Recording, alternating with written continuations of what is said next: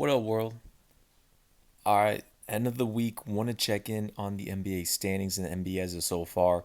And I'll probably do this for every week or so to kind of give just quick news and kind of checking out the standings and kind of foresee the power rankings and all that, whatever it goes.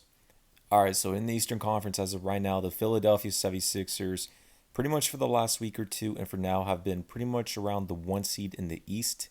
They are at 11-5 record, and Joel Embiid is making a good case to be a top three candidate for an MVP this season. Do I foresee this to continue? No, I do not. Now, the Philadelphia 76ers do have a nice formidable starting five of Seth Curry, Danny Green, Ben Simmons, Tobias Harris, and Joel Embiid. And within the season, Joel Embiid was giving you consistent numbers on a day to day dominant basis. When it comes to the Philadelphia 76ers, I predicted beginning of the season that they would finish around a fifth seed. But the 76ers are looking like a top three seed in the East. But when the push comes to shove, they'll probably, best case scenario, I think they'll finish a third seed. Worst case scenario, a fifth seed. I fully expect the Milwaukee Bucks and the Boston Celtics to leapfrog them, as the Celtics have been missing Jason Tatum a few games, and the Bucks right now are trying to catch a groove. So that's kind of foresee for them. Kudos and shout out to the Indiana Pacers at a 9-6 record. They've been very low key and quiet in the Eastern Conference, and within the Indiana Pacers, they did make that trade and they brought in Karis LeVert, but we don't know how long he's going to be out for. Got to look more into there, but they got a nice team as they let go of Victor Oladipo and brought in Karis LeVert. The Milwaukee Bucks, they'll pick things up. Same thing with the Boston Celtics. Surprising teams in the East, kind of going a little further down.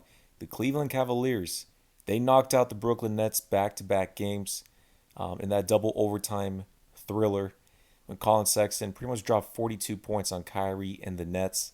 And then the next following game, Colin Sexton dropped over 20 points, and Kevin Durant didn't play that game, but still a good momentum, confidence booster for the Cleveland Cavaliers. And that's not a good look for Kyrie Irving and the new Nets. And speaking of them, they're at a 9-8 record. This is pretty formidable of how we've seen things to be, especially with the big three in Miami in the 2010-2011 NBA season. They were sitting at an 8-7 record to start off the season. So as of right now, with Kyrie, James Harden, Kevin Durant, they are 0-2.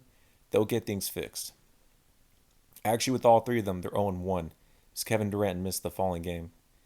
The New York Knicks, 8-9 record. I'm going to give him respect this season. Tom Thibodeau, I didn't expect too much for him. I know it's early in the season, but he's playing pretty much a nine-man rotation and running these players 40 minutes a night. So he wants the best out of the best with them when it comes to defense and grittiness. And Obi Toppin, a great plug piece, a great piece when it comes to the draft for their team. He's a great four for them. But for the Knicks, I don't foresee this to be consistent. As you're playing these guys in nine-man rotation, 40 minutes a night, they're not going to be able to have that consistency. They're going to have fatigue. But you still have respect for the Knicks. They'll probably finish around, if anything, low 30s, which would be respectable.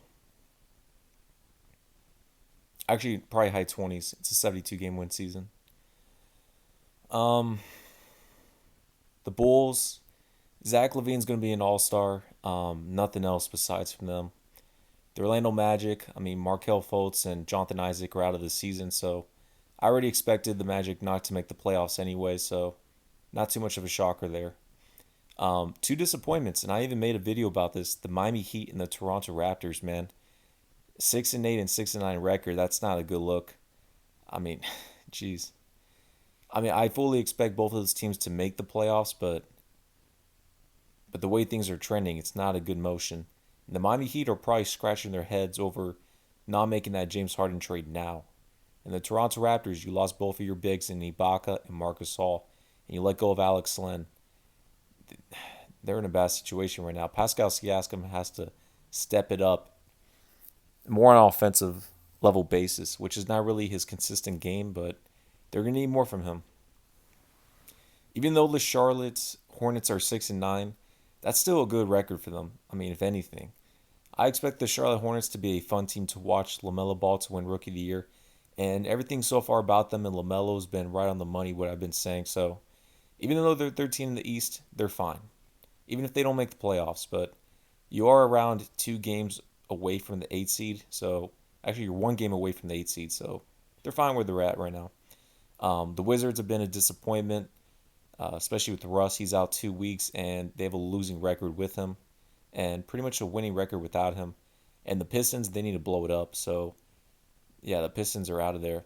They may buy out Derrick Rose within the trade deadline. So watch out if you're a team like the Clippers who could use a point guard, a contender like that. Blake Griffin, no team wants to touch that 30 mil contract. So pretty much everything's kind of the same in the East. I see later throughout the season that the Knicks and the Cavaliers are going to dip. Um, and I expect the Raptors and the Heat should be able to move up in the standings to get back in the playoff picture. But the Magic will dip. The Bulls will be somewhat consistent, but they're not making playoffs. All right, in the Western Conference, so you do have both of the LA teams in the 1-2 spots. I've always predicted the Lakers and Clippers would be 1 and 2, so this is right on the money as of right now as expected. Now, the LA Lakers, last season when they've led in the fourth quarter or entering, they've never lost a game. I think they're around like, I'm not going to put that stat or record, but they won every single game entering the fourth with the lead. This season they dropped 2 games to that, so they're really going to be more consistent on a clutch basis. A shocker, not really a shocker, but kind of am, and a low key team no one's talking about is the Utah Jazz at a third seed at 11-4 record. Shaq was hating on Donovan Mitchell. This fuels up more into his tank. And this kind of resembles like the Indiana Pacers.